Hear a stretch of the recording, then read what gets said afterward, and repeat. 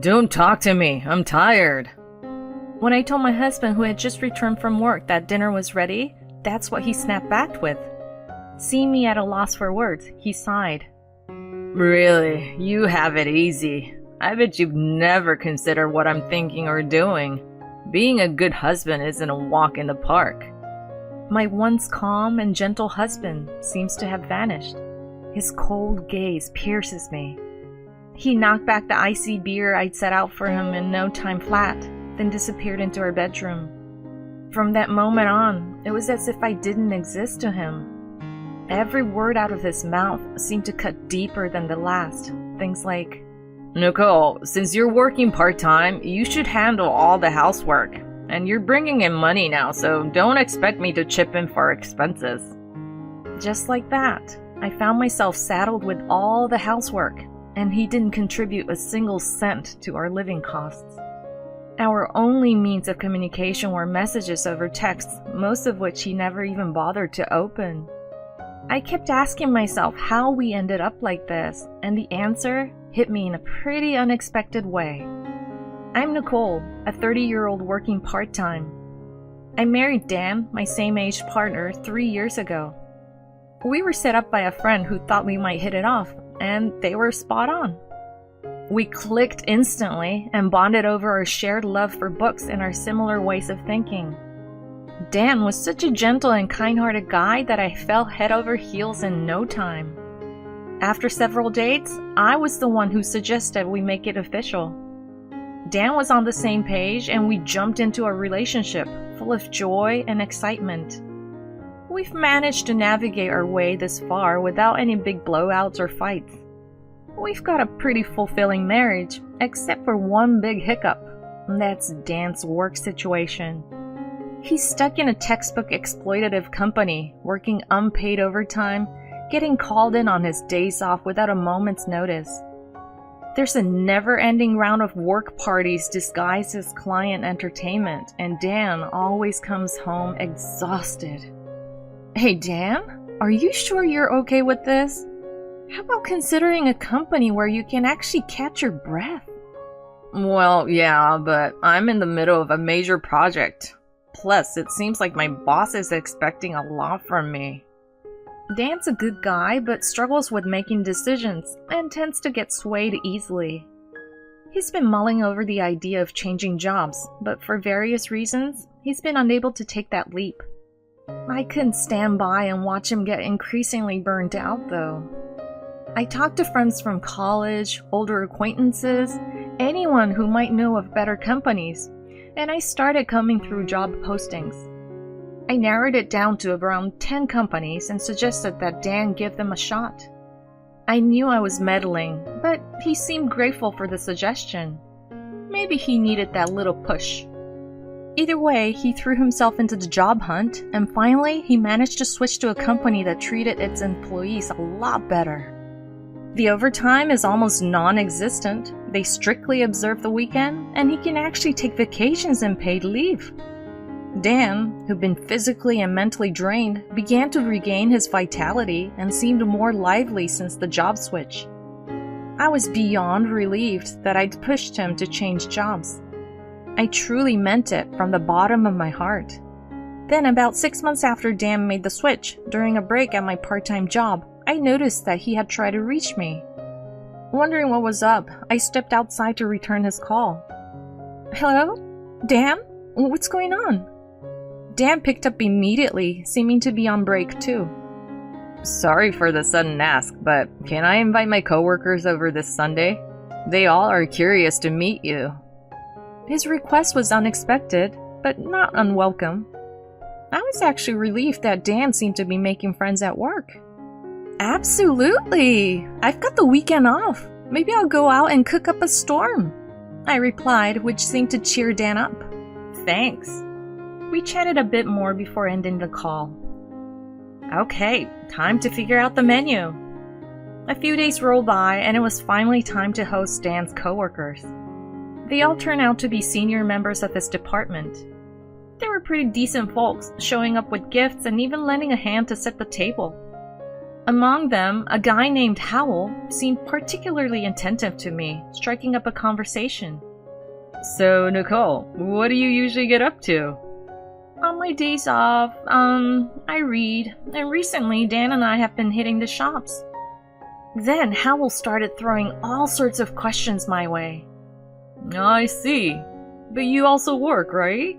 Do you and Dan split housework? Who manages your finances? Do you have an allowance system?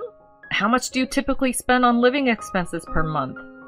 His interrogation left me a bit startled. Why would he ask such things? Despite being Dan's senior, it felt intrusive.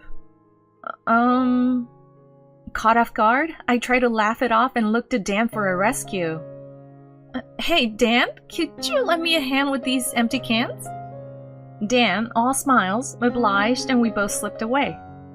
Once in the kitchen, I expressed my discomfort to Dan about Howell's prying questions. He seemed a bit taken aback, but asked me to bear with it because Howell was a senior he looked up to. That didn't sit right with me, and I was about to voice my objections when Dan, as if deciding the conversation was over, shook his head and went back to entertain his coworkers. I was left feeling frustrated and muttered under my breath out of everyone's earshot. What the heck? That day, unbeknownst to me, was a game changer in our relationship. Fast forward 2 months after we hosted Dan's coworkers, Dan started acting strange. He was more distant, even a bit cold. He just didn't feel like the Dan I knew.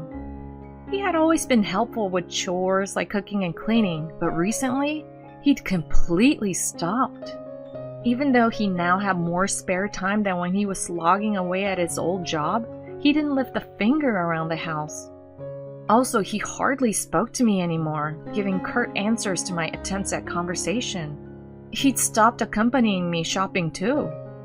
After enduring this bizarre behavior for a while, I thought of proposing a vacation during the long holiday the following month. How about hitting the beach for the next long weekend? Remember that gorgeous place featured on TV the other day? I asked as Dan walked in from work. He shot me a quick look, but instead of replying, he just cracked open a beer and started drinking. When he didn't respond, I figured he didn't hear me and gave it another shot. Then out of the blue, he scrunched up his face and snapped. Give it a rest! Don't talk to me! I'm tired! His words knocked the wind out of me, and I was left speechless. Seeing my stunned face, he let out an exasperated sigh, downed his beer in one gulp, and vanished into her bedroom. After that, his already distant demeanor froze over completely. He started to brush me off whenever I tried to strike up a conversation and shot hurtful remarks like, Nicole, you have a part-time job, so you handle the chores. I'm not chipping in for the bill since you're bringing in money. He held true to his words, not shelling out a single cent, leaving me to juggle the chores and bills alone. I was at a loss, unable to fathom why he changed so drastically. Our attempts at discussion fell on deaf ears. Our only mode of communication was through text, which he would often ignore. Fear started creeping in, suggesting Dan might be cheating on me. Could it be that he's head over heels for another woman, leaving me out in the cold? The mere thought was unbearable, and I set out to gather evidence, sneakily checking his phone and his old social media accounts whenever he dozed off. I did find he was frequently calling his workplace senior Howell, whom he admired greatly, but I found no trace of infidelity.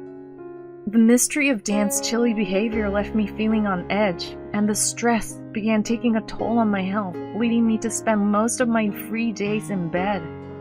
One day, I woke up on the couch just as Dan was getting home from work. He flung his suit jacket at me, looked down at me with cold eyes, and barked, Hey, what's for dinner? I couldn't believe he showed no concern for his ailing wife. Fed up, I hurled his jacket back at him, retorting, Don't talk to me! I'm tired! Taken aback, he tried to backtrack. I mean, you didn't whip up dinner, huh? Seeing his discomfort, I stood up, fetched some documents from the cabinet, and shoved them under his nose. I'm stuck doing all the housework and footing all the bills. You ignore me, show no concern for my health. What's the point of being married? Look at these figures. I've got savings and I make enough to get by on my own. As he stared at the bank documents, a look of confusion crossed his face. Huh? What are you trying to say? I'm saying I want a divorce. You're not into me anymore, right? If that's the case, there's no sense in being married.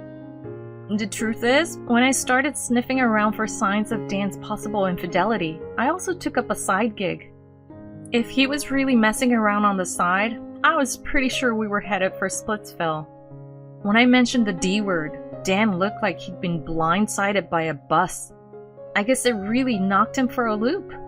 He holed up in the bedroom, clutching his head. Not that it was going to change anything. Not long after, I could hear chatter from the bedroom.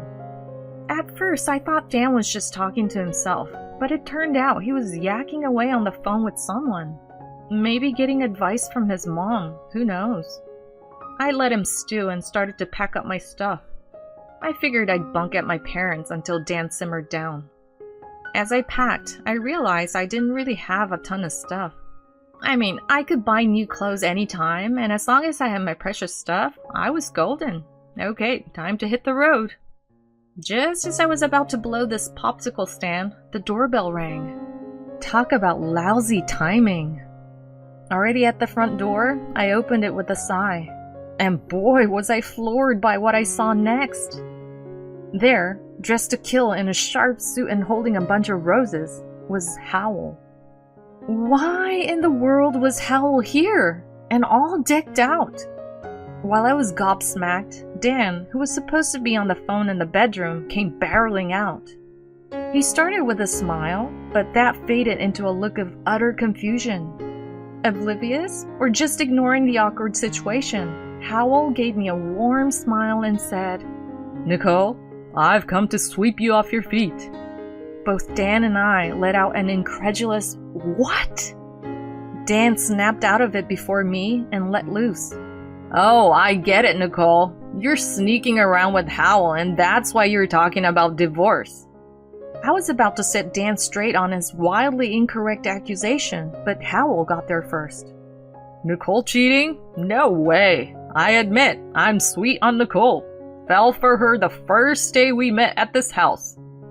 Howell continued, getting all nostalgic.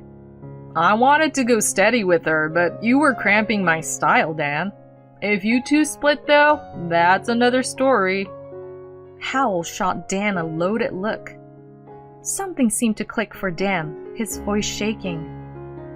Hold on, the advice about skipping housework to look macho or playing stingy with the living expenses I wouldn't be taking for a ride?